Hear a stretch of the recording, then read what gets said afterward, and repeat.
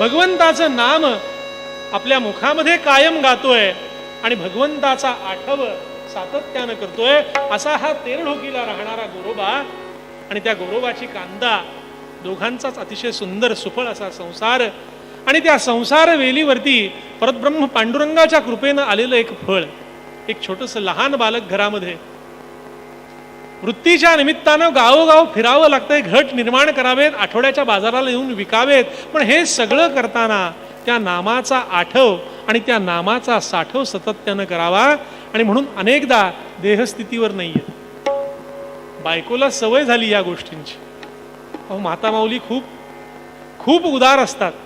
नवऱ्याच्या अनेक सवयी त्या सहजपणानं अंगीकारून की नसतं यांचं फारसं काही गोष्टीत लक्ष, हरकत नाही, मला तर काही कमी पडत नाही ना, म्हणून छानपणानं त्यांच्या प्रत्येक कामाला ही माऊली साथ देतीये.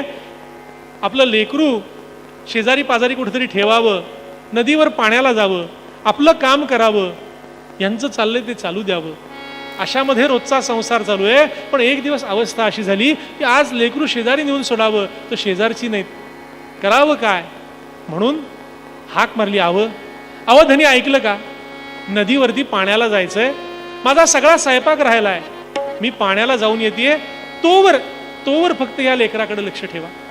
गोरोबांनी काय केलं होतं, छान माती चाळलेली होती, त्या मातीमध्ये आळं केलं होतं आणि आपल्या आडाचं शेंदलेलं पाणी ते त्याच्यामध्ये ओतत होते, चिखल कालवण्याकरता, चिखल तुडवण्याकरता. आणि मुखानं पांडुरंग हरी वासुदेव हरी, पांडुरंग हरी वासुदेव हरी, अखंड अनुसंधानामध्ये असणारे आमचे गोरोबा काका ते छानपणानं माती आता तुडवण्याकरता कालवताय. त्या फावड्यानं ती सगळी माती आत घेऊन झाली, ओढून झाली, कालवून झाली. पत्नी सांगते लेकराकडे लक्ष ठेवा. लेकरू खेळत होतं, खेळणं जसं पुढं पुढं जाईल तसं लेकरू त्याच्या मागे मागे जातंय. नामदेव महाराजांनी हा प्रसंग पाहिला आणि वर्णन केला. गोरोबाची कांता पाणी यासी जाता, गोरोबाची कांता पाणी यासी जाता, पुत्रासी खेळता पाहत असे, पुत्रासी खेळता पाहत असे, माती तुडवीता नाही देहस्थिती, माती तुडवीता नाही देहस्थिती, आठवीत चिती पांडुरंग, आठवीत चिती पांडुरंग, गोरोबाची कांता पाणी यासी जाता.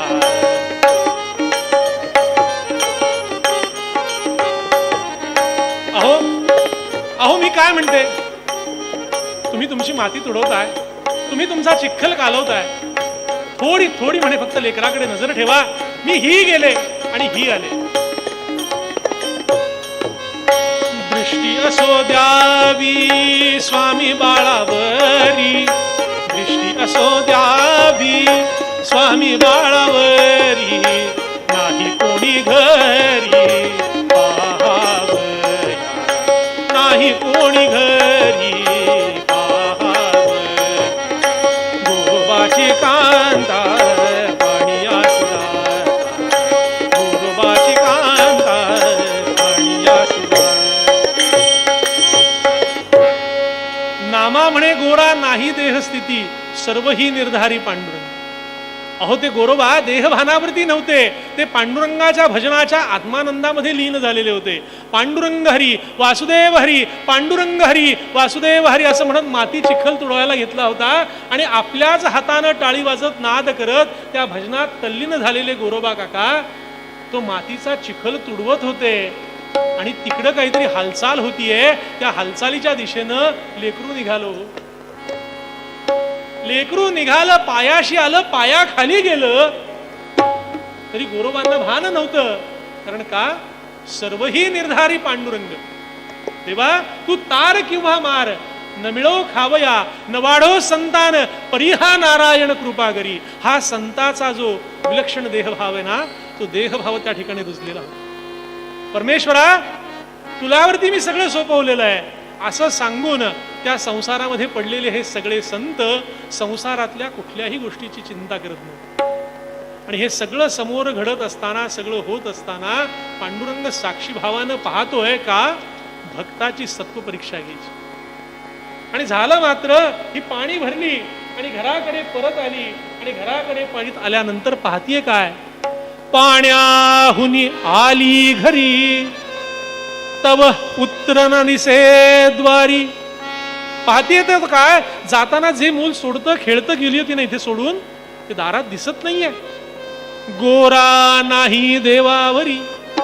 अहो अहो धनी, अहो म्हटलं आपलं लेकरू कुठं आहे, पाहिलं का, गोरा नाही देहावरी मातीवरी रक्त दिसे. आम्हाला एखादी गोष्ट दिसली ना की त्याच्यावरून आम्ही काय तर्क काढू सांगता येत नाही. लेकरू दिसत नाही, मातीवरती रक्त दिसतंय आणि लक्षात आलं की बहुतेक आपल्याच नवऱ्यानं आपलंच लेकरू मातीमध्ये मिळवून. प्रचंड चिडली आणि हाताला धरून खसकन ओढलं आणि म्हणायला लागली, जरो तुम्हारो ध्यान भजन जप, जरो तुम्हारो ध्यान भजन जप, जरो तुम्हारी काया काया, जरो तुम्हारी काया. बालक मेरा, बालक मेरा पंख मिलायो, नाहक जन्म गवाया रामा. साधोजी काजा राम कहोजी. अहो अहो काय केलं कळतंय का तुम्हाला. अहो त्या पांडुरंगाचं भजन करता करता आपलंच लेकरू पायाखाली तुडवलं. जळावं तुमचं ते ध्यान, जळावं तुमचा तो पांडुरंग. आताच दगड घेते तो पांडुरंग या घरातून बाहेर काढते म्हणून एक दगड उचलला आणि देवघरातल्या त्या पांडुरंगावरती घालायला भरभर भरभर भरभर धावली. इतका वेळ स्थिर असणारे गोरोबा आता मात्र अस्थिर झाले. तिच्या हाताला धरून थांबवलं. अगं काय करतेस, ज्या पांडुरंगानं तुला हे मूल दिलं ना, अशी अनेक मुलं तो देऊ शकते, त्याच्यावरती दगड भिरकावतेस. त्या पांडुरंगाचं ध्यान कर, क्षमा याचना कर. आपली काहीतरी चूक घडली असेल, तो या चुकीतून आपल्याला सहज पुढे नेईल. पण ही भानावरती नव्हती हो. राग, अतिराग आणि भीक माग. तो दगड पांडुरंगावरती घालणार असं म्हटल्यावरती गोरोबांनी आता हिच्या श्रीमुखात द्यायची म्हणून हात वर उचलला आणि हिनं सांगितलं, मला हात लावाल तर याद राखा, करलावशील मजला, करलावशील मजला, तई तुझला आण पांडुरंगाची. मला हात लावाल तर शपथ आहे म्हणे, याद राखा त्या पांडुरंगाची शपथ आहे तुम्हाला. गोरा म्हणे बरे झाले, तुटली आशा तुझ्या कुसंगाची. अगं म्हणे संसारात राहून वैराग्य निर्माण माझ्यात झालंय, पण पतीचं कर्तव्य म्हणून मी तुझ्या बरोबर राहत होतो, आता तूच तुझ्या शब्दात बांधली गेली. इथून पुढे आपण दोघं इथं राहू, पण आपलं पती पत्नी हे नातं संपलं. पण तू सांगितलंस, पांडुरंगाची शपथ घातलीस, तुझ्या अंगाला मी आजपासून स्पर्श सुद्धा करणार नाही. माझ्या हातून चूक घडली माऊली म्हणून मी तुझी माफी मागतो, क्षमा मागतो. झाल्या चुकीबद्दल मला निश्चित पश्चाताप होतो, पण एक लक्षात घे, मी जे काही केलं ना हे अजाणतेपणी माझ्याकडनं घडलंय. पांडुरंग बघून घेईल काय करायचं, पण तुझ्या शपथेला मी बांधिलंय. आजपासून तुझा माझा पती पत्नी हा संबंध संपला. आपण दोघे एकत्र राहू, एकत्र खाऊ, पण आजपासून पती पत्नी म्हणून नाही राहायचं. अहो काही दिवस गेले, गावातल्या काही लोकांनी आणून खाऊ घातलं. कारण का, पत्नीच्या हातचं खात नव्हते, पत्नीशी भाषण करत नव्हते. किती दिवस लोक सांभाळतील. 10 दिवस 14 दिवस क्वारंटाईन इथपर्यंत ठीक आहे, पण त्याच्या पुढे जर आम्ही क्वारंटाईन व्हायला लागलो तर आम्हाला कोणी सांभाळणार नाही. झालं, गोरोबा काकांना स्वतःला सगळी गाडगी मडकी घडवावी लागतात, स्वतः करता 2 भाकऱ्या टाकाव्या लागतात. हे सगळं दुःख त्या माऊलीला पाहवलं नाही. दुःखाचा जो आवेग असतो ना तो कालांतरानं ओसरतो. काळानं केलेला आघात काळच हळूहळू कमी करतो. आणि हिच्या मनात आलं की किती दिवस आपल्या पतीनं असं राहावं, आणि म्हणून पतीला विनंती केली, परिसावी विनंती माझी पतिराया, परिसावी विनंती माझी पतिराया, करान विफल ही काया, संसार सौख्य घ्यावे, संसार सौख्य घ्यावे, करुणी मदीय भगिनी निज जाया राम राम राम हरे हरे राम राम राम राया रघोत्तम राम राम. अहो म्हणे एक कराल का, मी जाते माझ्या माहेरी आणि माझ्या बाबांशी बोलते. पूर्वीच्या काळी हिंदू कोड बिल किंवा हिंदूंकरता कायदा पास झालेला नव्हता. द्विभार्या प्रतिबंधक कायदा त्या काळात नव्हता. त्या काळातली ही गोष्ट सांगतो. ती म्हणाली की मी माझ्या बाबांशी बोलते, माझ्या धाकट्या बहिणीला तुम्हाला करून द्यायला. तुम्ही तुमचा जन्म वाया घालवू नका. पांडुरंगाच्या शपथेला बांधील राहून तुम्ही माझ्याशी संसार थांबवलात ना, पण माझ्या बहिणीशी करायला काय हरकत आहे. गोरोबा म्हणाले तुझ्या मुखानं पांडुरंग बोलत असेल, तुझ्या मनासारखं होऊ दे. म्हणून दोघेही निघाले आणि हिच्या माहेरी येऊन पोहोचले. हिनं माहेरी आपल्या वडिलांशी बोलणी केली, वडिलांना पटवून दिलं आणि वडील म्हणाले काही हरकत नाही, काही हरकत नाही. तू म्हणतेस ना तुझ्या पाठीवरती मी हिला तिथं लग्न करून द्यायला तयार. आणि वडिलांनी लग्न लावून दिलं. आणि लग्न लावून दिल्यानंतर 4-6 दिवस मंडळी राहिली. इकडचं तिकडचं सगळं सुरू असताना किती दिवस इथं राहायचं म्हणून तेरढोकीला निघाले. आणि तेरढोकीला निघाला असताना गाडी जुंपली. त्या गाडीमध्ये वडिलांनी माहेरहून जे जे देण्यासारखं होतं ते सगळं दिलं. गाडीमध्ये दोघी बहिणी बसल्यात, पुढं गाडीवान बसलाय आणि 4 पावलं जावयाबरोबर चालावं म्हणून सासरे बुवा मामांजी त्याच्या बरोबरीनं चालतायत. आणि गोरोबा काकांना सांगतायत हे बघा, थोरलीला जशी वागवलीत ना तशी धाकटीलाही वागवा, तुम्हाला पांडुरंगाची शपथ. गोरोबा काका म्हणाले अहो 2-2दा लग्न केलं तरी कुठल्याही फंदात पडायचं नाही, ही पांडुरंगाची इच्छा. आणि म्हणून घरी येऊन पोहोचले. पण जसे आपल्याशी वागतात तसेच आपल्या बहिणीशी वागतात हे पाहिल्यावरती हिच्या मनाला भग्र पडायला लागली. अहो केलं कशा करता हे सगळं, आणि जर यातून काहीच साध्य होणार नसेल तर आता करायचं काय. म्हणून दोघींनी संगनमत साधलं. म्हणे आज हे झोपले ना की आपण दोघी जणी त्यांच्या भोवताली आपलं अंथरूण घालू आणि त्या ठिकाणी झोपू. गोरोबा काकांनी ठरवलं होतं जसं थोरलीला वागवतो ना तसंच धाकटीला वागवा. पांडुरंगाची शपथ असं सांगितलंय. दोघी बहिणींना सारखं वागवायचं. हिच्याशी पतीचं नातं नाही तसंच तिच्याशी पतीचं नातं नाही. आणि म्हणून गोरोबा काका संसारात राहून वैराग्यानं वागू शकत होत. आणि हे सगळं सुरू असताना दोघींनी ठरवलं, जनाबाईंनी वर्णन केलंय, दोन्हीकडे दोन्ही जाया मध्ये गोरोबाची शय्या. गोरोबा काका झोपलेत आणि झोपेमध्ये सुद्धा पांडुरंगाचं ध्यान भजन चालू आहे. आणि त्या भजनामध्ये टाळी वाजवण्याकरता म्हणून हात हल्ले आणि त्या हातांचा स्पर्श आपल्या पत्नीला झाला. म्हणून गोरोबा काका खाडकन जागे झाले, देहस्थितीवरती आले आणि पाहतात तो काय की दोघी जणी 2 बाजूला झोपल्यात आणि स्वप्नात का होईना झोपेत का होईना आपला स्पर्श पत्नीच्या हाताला झाला. पांडुरंगाची शपथ या हातांनी मोडली. म्हणून विळा घेतला आणि विळ्यावरती हात कलम करून टाकला. गोरोबांचे हात थोटे झालेले आहेत.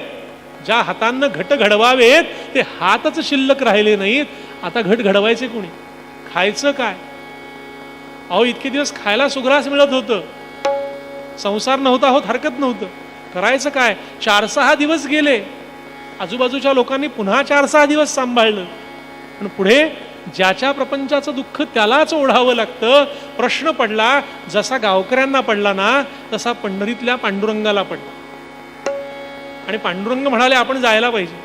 म्हणून रखमाबाईंच्या बरोबर म्हणाले अहो म्हणे याल का माझ्या बरोबर.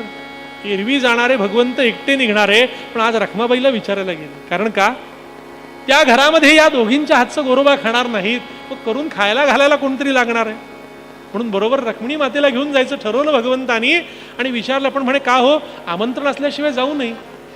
म्हणे दिलंय की मला गोरोबानी आमंत्रण. गेल्या वेळेला आठवतं ना तुला, तो वारीला आला होता, आम्ही देतो का हो भगवंताला निमंत्रण. दिवाळीच्या दिवशी फराळाचं करतो, प्लॅस्टिकच्या पिशव्यांमध्ये मागतो, भगवंताच्या पुढे ठेवतो, हे घे इथंच खात राहा.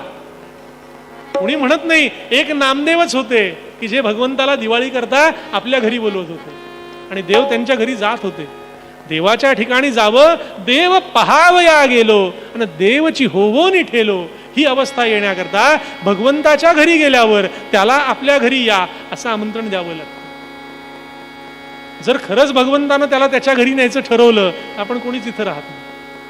म्हणून क्षेत्रात गेल्यावरती भगवंताला घरी या असं निमंत्रण द्यावं. म्हणजे गोरोबाने दिलंय आपल्याला आमंत्रण, चल म्हणे त्यांच्या घरी जायचंय. म्हणून काय केलं पांडुरंगाने, वर्णन केलंय कवींनी, आप कुलाला भई कुलाली, आप कुलाला पिया कुलाली, गर्धब गरुड बनाया बनाया, गर्धब गरुड बनाया.